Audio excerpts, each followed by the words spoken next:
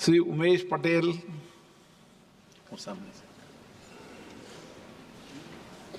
माननीय अध्यक्ष महोदय जी, मैं आपदा प्रबंधन संशोधन विधेयक 2024 पर अपना समर्थन करने के लिए सदन में खड़ा हुआ हूं, जो आपदा प्रबंधन अधिनियम 2005 में संशोधन करना चाहता है।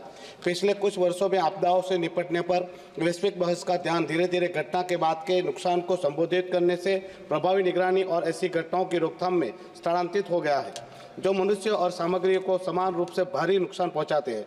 लेकिन इन आपदाओं का प्रभाव हमेशा सभी समुदायों पर संसुगत नहीं होता है।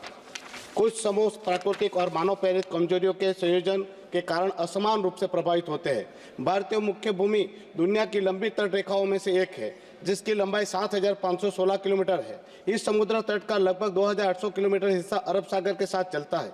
भारत में 5 राज्यों और 2 केंद्र शासित प्रदेश अरब सागर के साथ एक सीमा साझा करते हैं, जिसमें मेरा संसदीय क्षेत्र दमन और दीव भी शामिल है। मेरे संसदीय क्षेत्र की आबादी का एक बड़ा प्रतिशत जीविका के लिए मच्छी पकड़ने के पर निर्भर है। उनमें से अधिकांश छोटे स्तर के मछुआरे हैं, जिनके पास अपनी बहुत कम परिसंपत्तियां हैं। प्रतिकूल जलवायु घटना की स्थिति में उनके ट्रॉलर, नौकाओं, मछली पकड़ने के जाल बह जाने या मरम्मत से परे क्षतिग्रस्त होने की संभावना होती है। इन घटनाओं का दीर्घकालिक प्रभाव शायद अधिक चिंताजनक है, क्योंकि इनमें से अधिकांश आजीविका से नुकसान से कभी उबर नहीं सकते हैं। महोदय जी, आखिरी में जब तोकते तूफान आया था और हमारे प्रदेश के दीव में ये तोकते तूफान की वजह से मछुआरों को भारी नुकसान पहुंचा था, जो अभी तक वो मछुआरों को उस नुकसान का भरपाई या उनकी जो नुकसान हुई है उसकी भरपाई प्रशासन की ओर से नहीं मिली है, और इसके चलते प्रदेश के मछुआरे अभी भी इस नुकसान से उबर नहीं पाए। मैं इस सभा के सम्मानित सदस्यों के समक्ष एक बात पर प्रकाश डालना चाहता हूं। भारतीय मौसम विज्ञान विभाग IMD ने दमन और दीव को चक्रवात जोखिमों के लिए अत्यधिक संवेदनशील जिलों में वर्गीकृत किया है, लेकिन संघ राज्य क्षेत्र में कोई निगरानी केंद्र नहीं है। इसके साथ ही दमन और दीव में या इसके आसपास के क्षेत्र में राष्ट्रीय आपदा प्रतिक्रिया बल NDRF की कोई इकाई नहीं है।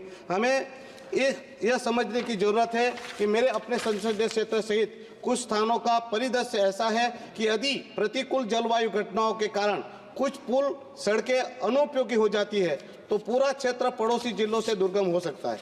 ऐसी स्थिति में राहत और पुनर्वास के प्रयासों को गंभीर रूप से विफल किया जा सकता है। इसलिए यह सुनिश्चित करना अत्यंत महत्वपूर्ण है कि आपदा राहत कर्मियों को भेजा जा सके, ताकि महत्वपूर्ण प्रतिक्रिया समय बचाया जा सके। मैं केंद्र सरकार से दमन और दीव में एक निगरानी स्टेशन और एक NDRF इकाई स्थापित करने का आग्रह करता हूँ। महोदय जी, मैं एक बात और भी कहना चाहता हूँ। हमारे दमन में जो मेरा संसदीय क्षेत्र है और मेरा निवास स्थान भी है, वहाँ पर दमन गंगा नदी आई हुई है। वो काफ़ी प्रदूषित हो चुकी है। आप गूगल मैप से देखोगे तो ये पूरी नदी काली दिखती है। तो मैं आपसे निवेदन करता हूँ, ये समाप्ति के लिए ही है सर।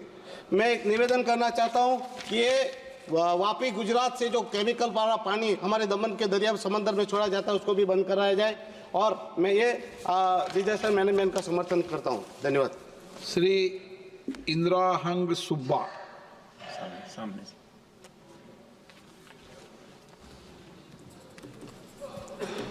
धन्यवाद अध्यक्ष।